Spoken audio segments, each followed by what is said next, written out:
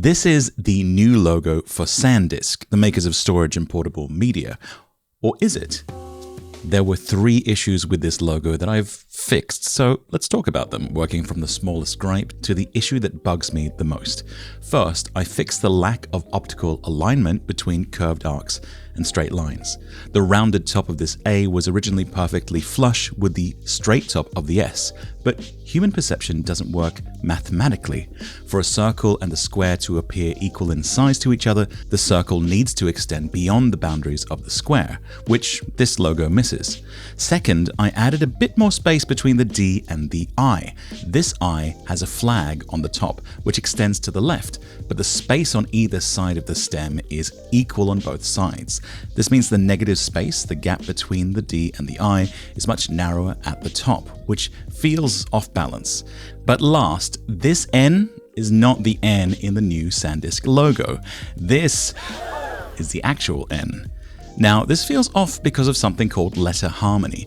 The S, A, and N characters all share a similar structure. The shape is repeated, and the aspect ratio is quite similar between the S and A. The N, by comparison, is much narrower, and it makes these interior rounded corners feel very different. You can think of it almost like an elbow joint, where these two feel loose and relaxed. This one feels tight and contracted. So taking the A and rotating and flipping it, I built this N with a more consistent width. That's better. Now the logo is fixed, and that took me all of like 30 minutes, so why did the designers reveal this new logo with these obvious mistakes? Well, they didn't, because they're not mistakes. It's easy to look at a finished logo in isolation and pick apart the small details, but that's to miss the bigger picture. This logo is the outcome of multiple sketches, of concepts, and maybe dozens of iterations on this specific concept. But didn't you just say it was wrong not to use optical alignment?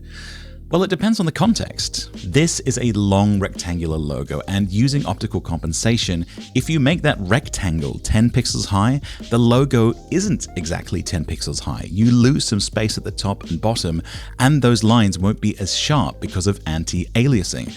And that can be quite annoying, especially when it renders at small sizes. The trade-off might just not be worth it. Same with the spacing of the eye. It could help in some cases, but in others it might not.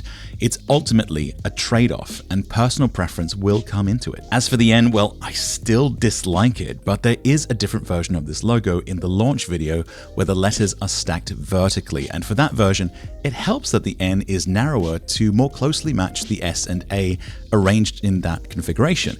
Will it get used that way often? Who knows? What I do know is that none of these mistakes make this logo a failure.